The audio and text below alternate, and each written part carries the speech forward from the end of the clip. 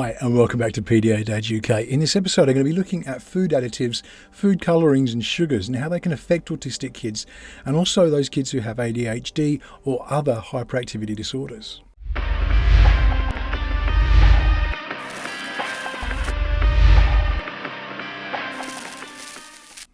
So hey, as I say, welcome back to PDA Dad UK. Before I go on, it's a huge favour to me. Can you please go hit like, hit subscribe, ring the bell. You'll always know when new content's coming up. I'm really trying to push to get 10,000 subscribers and it would be a massive help if you could just go and do that for me. Go do it now. As I say, in this episode I'm going to be looking at food colourings and additives and how they can affect autistic kids and kids with hyperactivity disorders such as ADHD. Now this comes about because sweets are a problem in our house. My kids love sweets. I think all kids love sweets. We've got diabetes in my family. I have a number of family members who have diabetes. I myself have been diagnosed with type 2 diabetes and it is an ongoing issue, and sugar is a big problem in my family's lives. It causes weight gain, bad teeth, all that kind of stuff. But the reality is that for a lot of autistic kids in particular and kids with hyperactivity disorders such as ADHD, sugars and additives are a huge problem in foods. And we notice this with my daughter. Often when she's experiencing high anxieties or we're noticing certain traits become more obvious, and it's usually the short-temperedness and it's the difficulty regulating her emotions and dealing with that side of things. One of the first questions I ask is, what's she eaten today?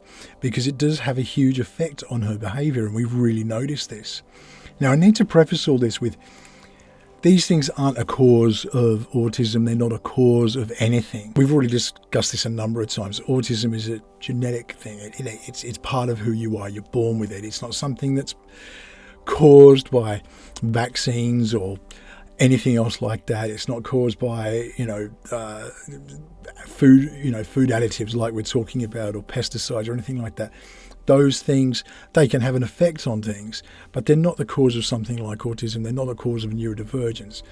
I always come back to neurodivergence, autism. They're not something that needs to be fixed, and they're not something that can be fixed. So yeah, move on from that idea. That's not what we're getting at here. What, however, is definitely something that I've noticed is that they can, foods can have an effect. And if you think back to how we respond to certain foods, it's obvious. Now, alcohol is a really good example. Alcohol has an effect on the mind. It has an effect on how we function. It's physical, it's mental. It slows us down.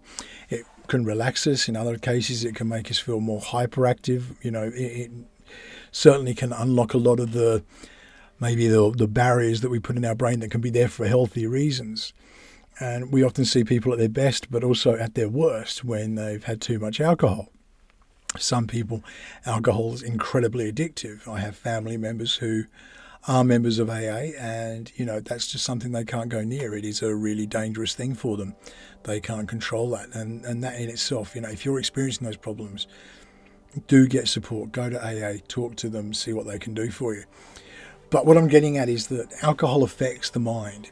It's just a substance. It's natural. It's grown in nature. There's nothing inherently artificial about it. But it has an effect on the mind. Certain foods can do that. There are certain types of mushrooms that can have that effect. All these things, the poppies, all that kind of stuff, they have this effect. With food colourings in particular, these are usually chemicals. So we're actually ingesting chemicals, and they're in everything. That's the trouble. So many foods contain colourings. And there are, I did some research on this prior to doing this video and looking at what the effects can be and what medical evidence there is behind it. What was really noticeable was that basically certain types of food colourings are usually more of a risk than others, and they're basically your yellows and your reds in whatever type. Now there are numbers associated with these, and every food additive, colouring and flavouring, whatever, has an E number attached to it. So an E102, 104. There's a whole list of these numbers which are associated with food colourings that you can check for, and I'll put a link in the description to the NHS website which goes through these details of what particular food additive, food colourings in particular, can be have the most effect on hyperactivity. And what they can do is, and it's something I've noticed in so many people, and so many people have said it to me, I can really tell when they've had, red sweets, because that's when they start going really hyper, and they're in a lot of drinks, they're in a lot of sweets, they're in a lot of cakes and a lot of that kind of stuff. And basically, the colours of foods that usually aren't the natural colour. They're designed to be psychologically affecting us, if you like. So when we see a red drink, we associate it with strawberry, with raspberry, with cherry, those kind of things. When we see yellow, we might associate it with lemons, we might associate it with melons or something like that. So those colours play a role in our brain, and it's what we often pick. And you might recall many years ago now, Pepsi released a clear cola. It was Crystal Cola. And we associated cola as being brown. But actually, that's not the colour of cola. That's part of the additive they place in there. And they made their clear cola, and it was a abysmal failure. It was popular for a short while. But people, they don't associate things the same way. So clear cola, you think lemonade.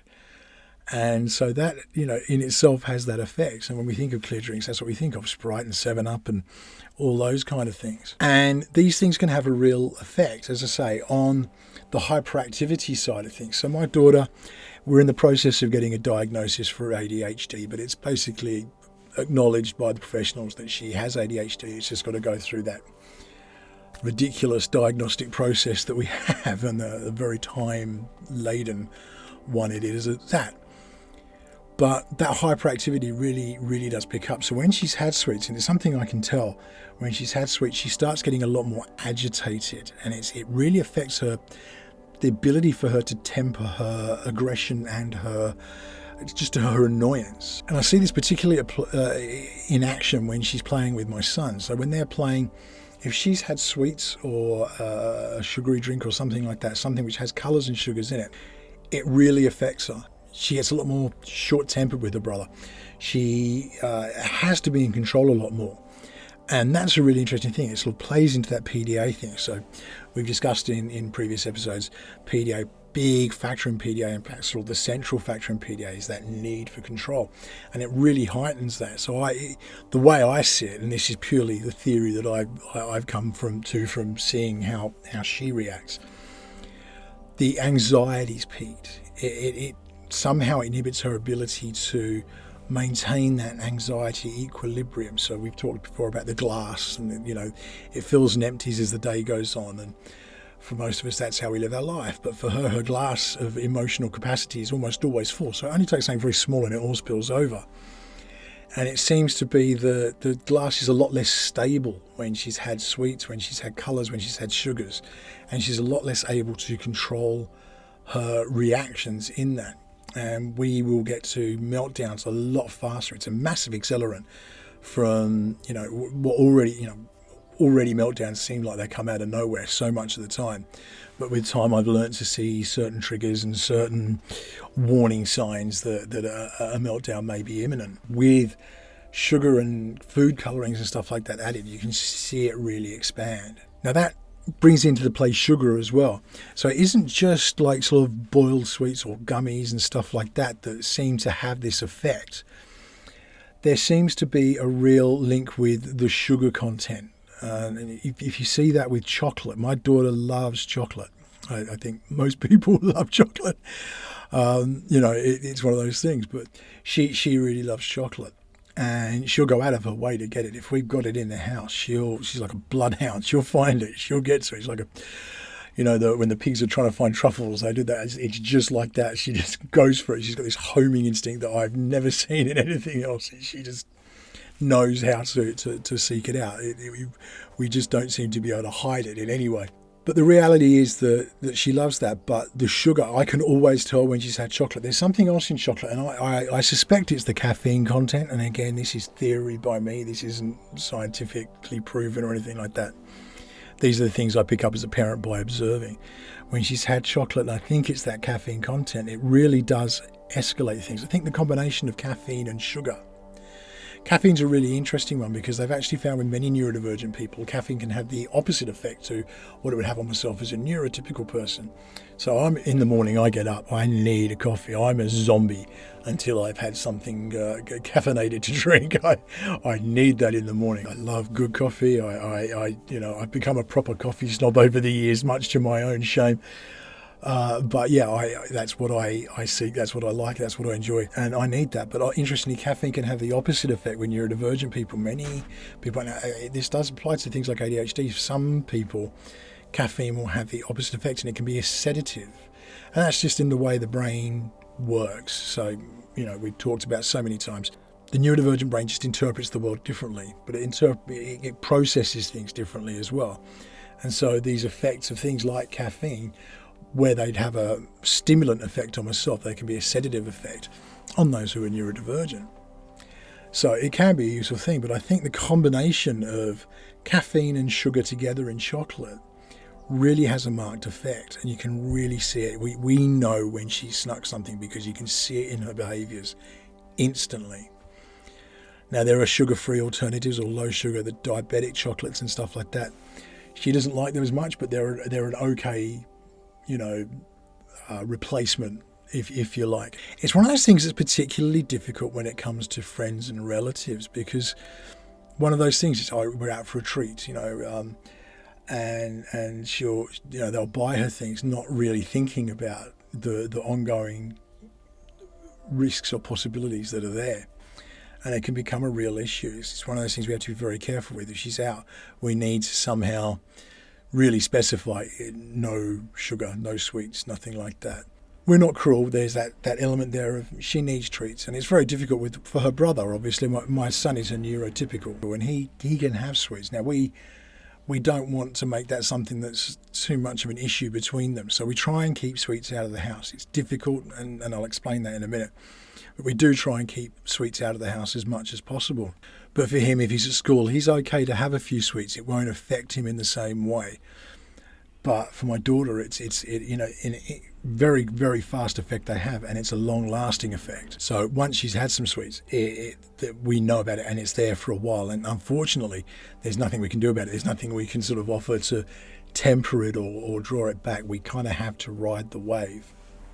It is very challenging. We've had to talk to a school about it because even, she's in a SEND school, but even they use sweets as a reward system sometimes, and it just drives me nuts that that's what they go to.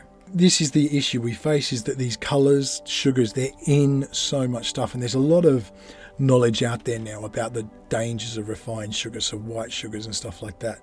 But they're in everything. Every sweet, every, sugary drink or whatever, the Coca-Cola and all these kind of things, they all have mounds of sugar. Even now, Tesco really pushed this, was to introduce the, diet drinks as an alternative and to really produce that. And there was the famous thing they had with Ribena, where they actually took Ribena off the shelves until a no added sugar version of Ribena was introduced. And that was the sort of power they had in that situation. The dangers of sugars are really well known, and the health impacts on everyone from sugars is becoming really established, and there's a big movement. There's the whole sugar tax now and all that kind of stuff. You pay more for sugared drinks. But even these no added sugar drinks, they still have sugars in them, and they definitely still have colours in them. We're a big fan of the summer fruit squash, but it's bright red, and it's something that can really have an effect. And we struggle with that because trying to get water in my kids is a nightmare. They don't like the taste of water, and I think it's a common problem, and it comes back to being a neurodivergent thing as well. If you're very established in the flavours that she will accept, that sort of sensory processing side of things, if it's different, she can't do it. So we have to have a specific brand of squash because she won't have the alternative brands. They don't taste the same. They haven't got the same taste to them. So, we have to stick with specific brands. Getting kids eating and food like that is a very difficult thing. And if you're trying to balance the food additives, it can become even more challenging. Anyone who went through lockdown and understood the difficulty of not being able to get McDonald's nuggets for a neurodivergent child, it was a real issue, to the point that people were trying to make their own boxes and stuff to try and disguise the fact that they weren't actually McDonald's. They were frozen ones that they cooked in the oven. It was a big process that a lot of people went through. It's very difficult often with kids' diets in general, but especially when you've got neurodivergent kids, it can be an even bigger challenge getting the healthy balance in there. There are ways that you can check for these things. Ingredients are always listed, and the E numbers are the ones you want to check. And I will put a list in the description, as I say, a link to the NHS website, which has a list of these E numbers for colourings that you're going to want to avoid. We try and replace everything. I mean, as I say, I've been diagnosed as a type 2 diabetic, so I have to avoid sugar. I use sweeteners in my coffee. I'm not the person who can have a straight bitter coffee. I do need some sweetener in there. We've tried to replace sugar wherever we can. What I really want to do is appeal to people. If you've got friends and family who have neurodivergent kids, check with them before buying things. When it comes to birthdays, when it comes to Christmas, when it comes to events, even if you're just taking them out for the day, ask first, are they okay to have some sweets? Is there a limit you want? Get that established. It's a good thing to do with any parent, but if you know that the kids are neurodivergent, if they're autistic, if they're ADHD, if they're sensory processing, any of these things, if there's a neurodivergence present, go and check with the parents before you just assume. You can save a lot of heartache, because the hardest thing is when we open up something. This is what Roger referred to earlier. Birthdays, we know it's our birthday season at the moment. My daughter's a couple of weeks ago. My son's is in a couple of weeks. And people send gifts, and they send sweets, they send chocolates. Here's a little chocolate selection. And the motivation is beautiful. They've thought of my kids, they want to do something nice, they've sent it through. But it creates a big issue for us, because we need to avoid the sugars, we need to avoid the colours, we need to avoid sweets and limit them and be in control of it. But then they've got this as a gift, and then you're taking it away. It creates a real problem in the home. So just check with parents first, check with the carers, make sure that if you're going to get sweets, you're doing it the right way, and maybe offer us, maybe you'll be offered a solution.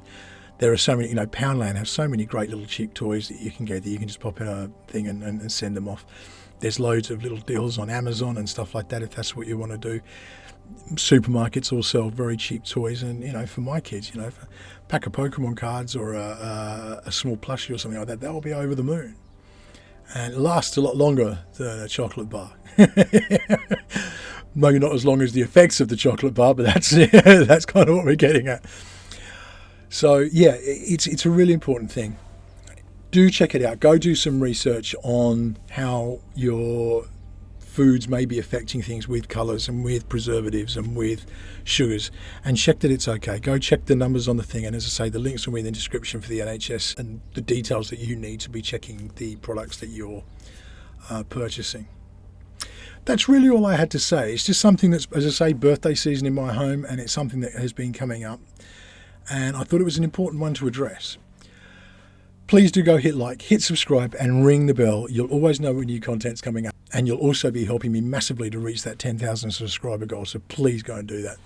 I'd love to hear your comments too. If you've had any experiences with foods, if you've noticed some trends or difficulties, or maybe you're not having that effect at all, or maybe it's about the caffeine. Is it having a sedative or a stimulant effect on your kids? Let me know. Put it in the comments, because they really do help inform future episodes. I will see you again on the next episode. In the meantime, please do stay safe.